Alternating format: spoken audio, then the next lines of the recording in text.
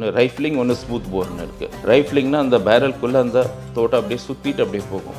சுற்றிட்டு போகும்போது ஒரு பாடிக்குள்ளே என்ட்ரு ஆகும்போது இங்கே போய் சின்னதாக அப்படி என்ட்ரு ஆகும், பின்னால் ஒரு பெரிய மாஸ் அப்படியே எடுத்துகிட்டு போயிடும். அதுதான் ரைஃபிளிங். அது பேர் தான் ரைஃபிள்னு சொல்கிறது. ரைஃபிள் அப்படி சுற்றுறது பார்த்து நம்ம அதை வச்சு ரைஃபிள்னு சொல்கிறோம். பிஸ்டல்னா ஸ்மூத் போர். இது ஸ்மூத் போர்னா அது இப்படி சுற்றாது. இந்த ரைஃபிளில் உள்ள பேரல் பார்த்திங்கன்னா இப்படி ரவுண்டாக இருக்கும்.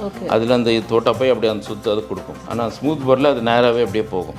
ஆர்டி வெப்பன்ஸில் மோஸ்ட்லி ஸ்மூத் போரில் இருக்கும். அது நேராக போய் எடுத்துகிட்டு அது வரும். அது பிஸ்டலில் அந்த மாதிரி இருக்காது. எப்படி போகுதோ பிஸ்டலில் அந்த ஃபோர்ஸ் இல்லைன்னா உடம்புக்குள்ளேயும் அந்த தோட்டா நின்றுடும். அந்த ஃபோர்ஸ் இருந்துச்சு, அந்த டிஸ்டன்ஸ் பொறுத்து இருக்குது. பக்கத்தில் சுட்டா அது வெளியே வந்துடும், தூரத்தில் சுட்டா, ஏன்னா அதில் அவ்வளோ ஃபோர்ஸ் இல்லை. ரைஃபிளில் போகிற மாதிரி ஃபோர்ஸ் இல்லை. இப்போ ரைஃபிளில் சுட்டா முன்னாடி சுட்டா பின்னாடி வந்துடும், பிஸ்டலில் சுட்டா உள்ளே இருக்கும். ஏன்னா அது எமர்ஜென்சிக்காக யூஸ் பண்ணுறது. திடீர்னு ஒரு ரூம்குள்ளே யாராவது வந்தது. ரைஃபிள்னா 100 மீட்டர்ஸ் மினிமம், 200 மீட்டர்ஸ் அவ்வளோ தூரத்தில் அதை சுடுறது. எல்லா இந்தியன் ஆர்மி பர்சனுக்கும் இந்த வெப்பனை வந்து மோஸ்ட்லி ஹேண்டில் பண்ணியிருப்பாங்க. எஸ்பெஷலி ஆஃபீஸர்ஸ் வந்து 3த்தையும் ஹேண்டில் பண்ணியிருப்பாங்க.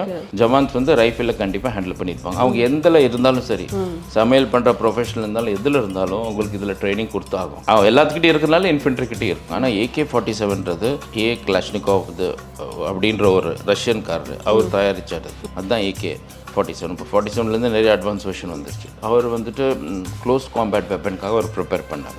ஆனால் அது மோஸ்ட்லி அது தீவிரவாத கையில் அவங்களுக்கு அது கிடச்சிருச்சு.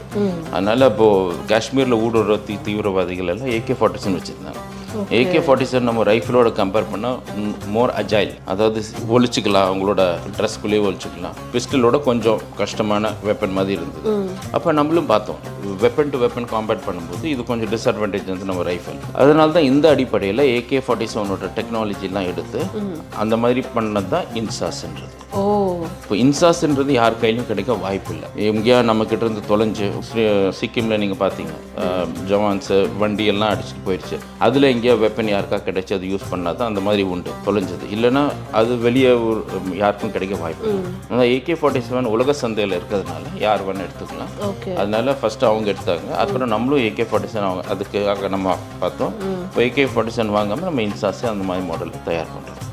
அப்போ இந்த AK-47 ஒரு உதாரணத்துக்கு சொல்கிறேன். இதே மாதிரி நிறைய பிஸ்டல் மாதிரி நிறைய வெப்பன்ஸ் இருக்குது. அது வந்து இது ஒரு பெரிய கதை. Because major arms manufacture of the world வந்து USA தான். அதனால அவங்க நிறைய அப்படி பண்ணுறாங்க. அங்கே கன் லைசன்ஸ்லாம் கொடுத்து யார் வேணால் வச்சுக்கலாம் அப்படின்னு சொல்கிறாங்க. அது அந்த மாதிரி வந்து வர்றது தான் உண்டு. அது மாதிரி கடத்தலில் வந்து அந்த வெப்பன்ஸ்லாம் இந்தியாவுக்குள்ளே வந்து தீவிரவாதிகளோ இல்லை நான் சோஷியல் எலிமெண்ட்ஸ், பார்டரில் இல்லாத உள்ளே இருக்க செப்பரேட்டிஸ்ட் அவங்க கையில் அது கிடைக்கிறதுக்கு வாய்ப்பு இருக்குது.